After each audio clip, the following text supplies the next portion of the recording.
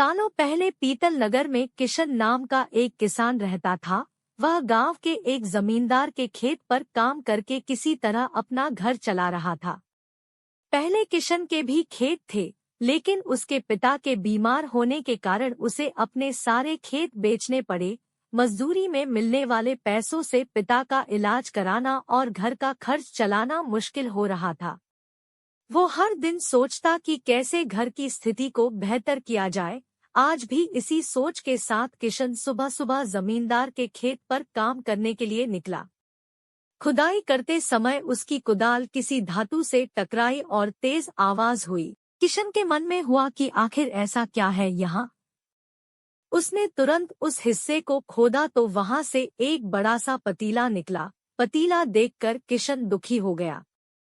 किशन के मन में हुआ कि ये जेवरात होते तो मेरे घर की हालत थोड़ी सुधर जाती। फिर किशन ने सोचा कि चलो अब खाना ही खा लेता हूँ। किशन ने खाना खाने के लिए अपने हाथ की कुदाल उस पतीले में फेंक दी और हाथ मुंह धोकर खाना खाने लगा। खाना खत्म करने के बाद किशन अपनी कुदाल उठाने के लिए उस पतीले के पास पहुंचा। वहां पहुंचते ही किशन हैरान हो गया।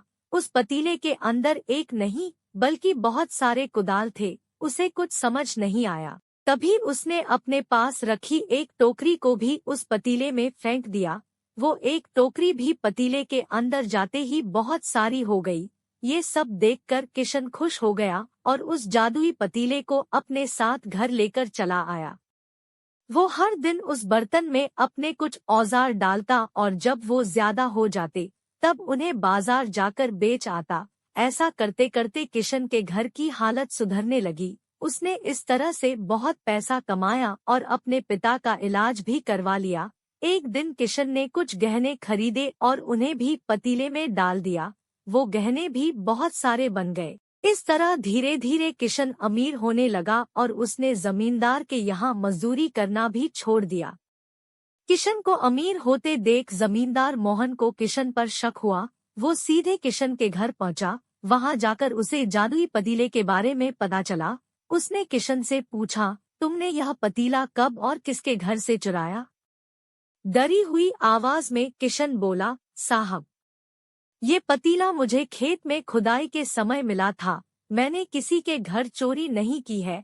खेत में खुदाई की बात सुनते ही जमींदार ने कहा, यह पतीला जब मेरे खेत से मिला तो यह मेरा हुआ।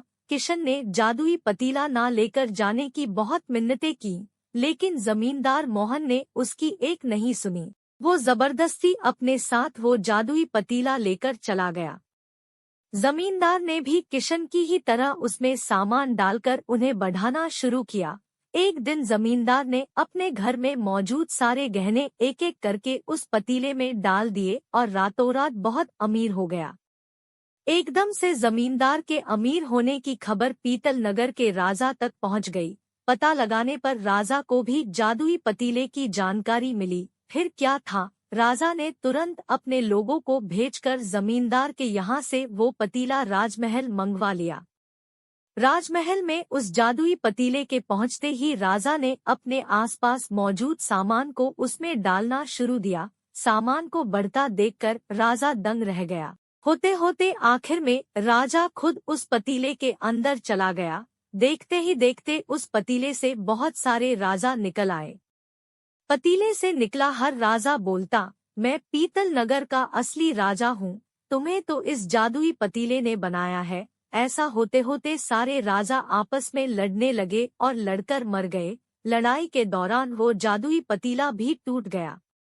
जादुई पतीले के कारण राजमहल में हुई इस भयानक लड़ाई के बारे में नगर में सबको पता चल गया।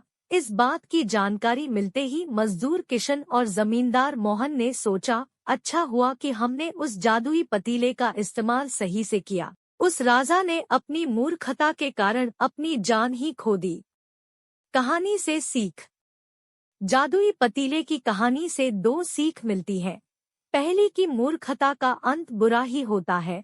दूसरी यह कि हर सामान का इस्तेमाल संभलकर करना चाहिए, नहीं तो हानिकारक हो सकती है।